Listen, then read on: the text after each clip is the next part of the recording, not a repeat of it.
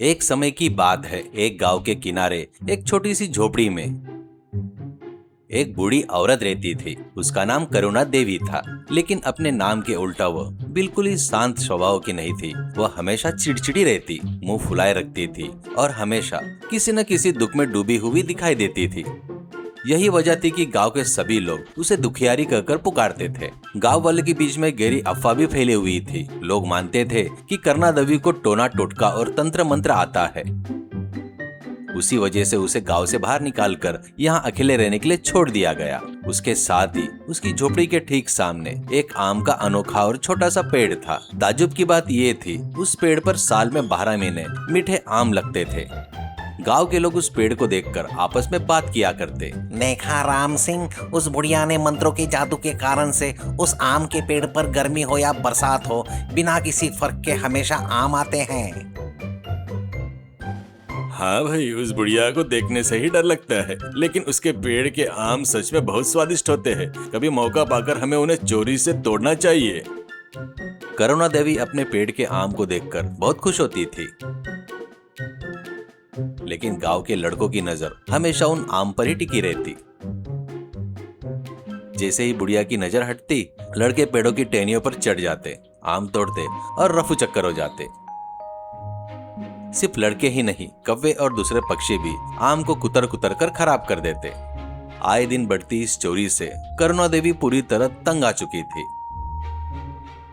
वह रोज अपने चौखट पर बैठ जाती और ऊंची आवाज में कोसते हुए कहती, अरे ओ चोरों के बच्चे हो, मेरे देखते ही देखते मेरे पेड़ के आम चुरा कर लेके आते हो। तुम्हारे हाथ टूट जाए, भगवान तुम्हें इस बात की सजा जरूर देगा। तुम सब मेरे जान लेने पर तुले हो।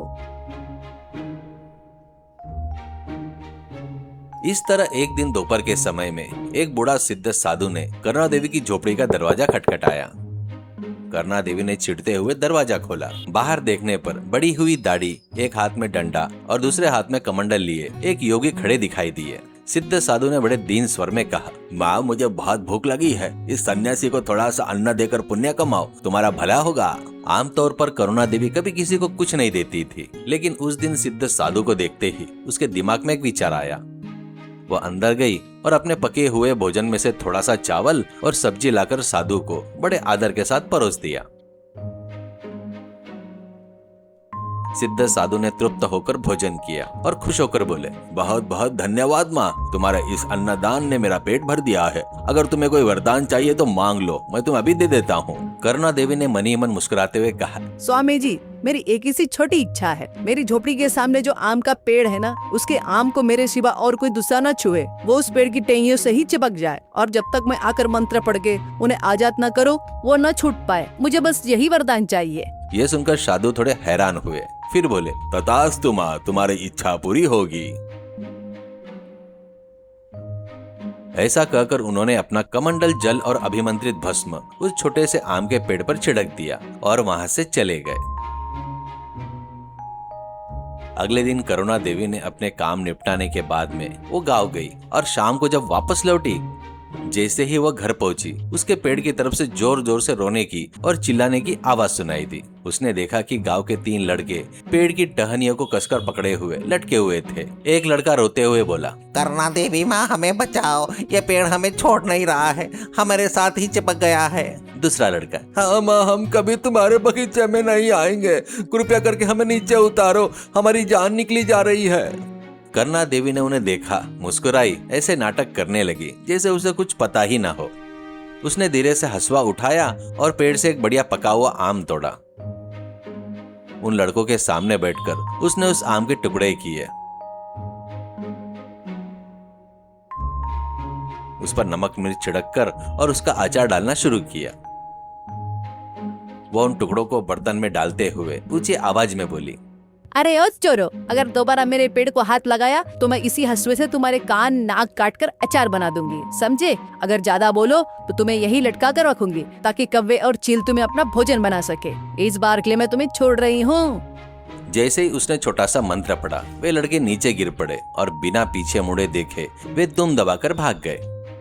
अगले दिन सुबह जब करुणा देवी सोकर उठी और बाहर देखा तो पूरा पेड़ लोगों और पक्षियों से भरा पड़ा था। उससे सब चिपके हुए थे, टहनी टहनी पर लटके हुए थे। यहाँ तक कि एक कौवा और 2 गौरैया भी टहनी से चिपककर छटपटा रहे थे। तभी गांव के एक बुजुर्ग व्यक्ति जो अपनी कांख में छाता दबाए आम तोड़ने की कोशिश कर रहे थे, वे भी पेड़ से चिपक गए और रोने लगे। उन्होंने कहा, करुणा देवी माँ, मुझे माफ कर दो। मैं तो अपने पोते के लिए एक आम तोड़ने आया था, मुझे बचाओ माँ। यह देखकर करुणा देवी चिढ़ गई। छी, ये रोज रोज का झंझट हो गया है। अगर इतने सारे लोग इस पेड़ से चिपके रहेंगे तो मेरा पेड़ खराब हो जाएगा। यह सोचकर उसने मंत्र पढ़ा और सबको आजाद कर दिया। कुछ दिन और बीत गए। एक दिन करुणा देवी घर के अंदर बैठकर खाना खा रही थी। तभी किसी ने जोर जोर से दरवाजा खटखटाया। उसने जैसे ही दरवाजा खोला, वह हक्की बक्की रह गई। उसके सामने काले रंग के रूप में बड़ी बड़ी मूंछों के साथ साक्षात यमदूत खड़ा था। यमदूत ने अपनी भारी आवाज और गंभीर आवाज से कहा, करुणा देवी, इस मृत्यु लोक में तुम्हारी अब आयु समाप्त हो चुकी है। तुम्हारा समय पूरा हो गया है। अब मेरे साथ यमलोक चलने को तैयार हो जाओ। करुणा देवी बिना किसी डर के बोली, अच्छा, तो मेरा समय इतनी जल्दी पूरा हो गया है क्या? ठीक है, मैं यमराज की आज्ञा का उल्लंघन नहीं कर सकती ना। लेकिन इतना कहकर वह रुक गई। लेकिन क्या, देर मत करो, चलो। करुणा देवी मुस्कुराते हुए, अरे भाई, मैं अभी अभी ताजे आम का अचार डाला है, देखो उसकी कितनी अच्छी खुशबू आ रही है। मैं चलने को तैयार हूँ, लेकिन इन गंदे हाथों से चलना ठीक नहीं लगेगा ना। मैं अंदर जाकर हाथ धोकर आती हूँ और अचार के बर्तन को भी साथ लेकर आती हूँ। तब तक तुम थक गए होंगे ना, पेड़ पर से एक पका हुआ आम तोड़कर खा लो, मैं अभी आई। ऐसा कहती है। यमदूत ने लालच में आकर पेड़ की तरफ देखा और सोचा, एक आम खा लेने में क्या हर्ज है। यह सोचकर उसने जैसे ही आम तोड़ने के लिए पेड़ की टहनी को पकड़ा, वो वैसे ही हाथ टहनी से चिपक गई। करुणा देवी ने खिड़की से अब देखा और जोर जोर से हंसने लगी। बहुत अच्छे, तुम चाहे कितने भी बड़े क्यों न हो, मेरे जादुई पेड़ के जाल में तुम्हें फंसना ही था। अब वहीं रहो। यमदूत को पेड़ से चिपके हुए कई दिन हो गए। जब वह वापस यमलोक नहीं पहुंचा तो वहाँ खलबली मच गई। धरती पर जिनकी मृत्यु का समय आ चुका था, वे मर नहीं रहे थे, और जिनका जन्म होना था वो जन्म नहीं ले रहे थे। सृष्टि का पूरा नियम रुक गया था। ये सब देखकर यमराज अपने भैंसे पर सवार होकर धरती लोक के लिए निकल पड़े। वह सीधे करुणा देवी की झोपड़ी के सामने पहुंचे और दरवाजा खटखटाया।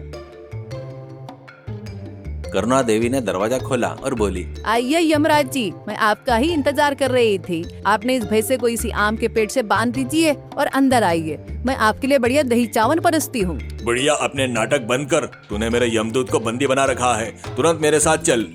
करुणा देवी ने शांति से अपने आचार के बर्तन को कांख से बंद कर दिया और बोली, ठीक है स्वामी जी, चलो चलते हैं। आपसे बहस करने की शक्ति मुझ में नहीं है। ऐसा कहकर वो चलने लगी।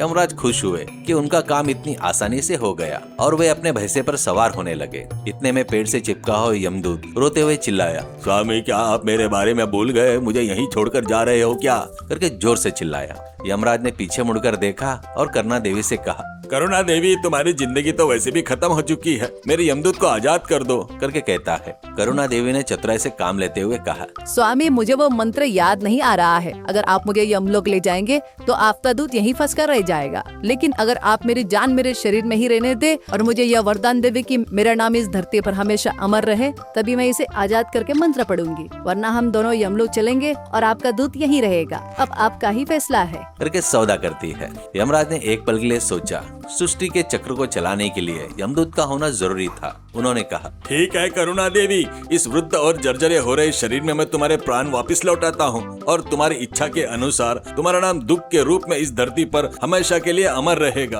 अब मेरे दूत को छोड़ दो। करुणा देवी ने हाँ कहा और मंत्र पढ़कर यमदूत को आजाद किया। यमराज और यमदूत तुरंत वहाँ से यमलोक के लिए रवाना हो गए। यही कारण है कि यमराज के दिए गए उस वरदान की वजह से आज भी संसार में दुख का अस्तित्व हमेशा हमेशा के लिए बना हुआ है। सीख, इंसान चाहे कितना भी शक्तिशाली क्यों ना हो, सही सूझबूझ, चतुर उपाय और समय की मांग के अनुसार काम करने वाले के सामने उसे झुकना ही पड़ता है।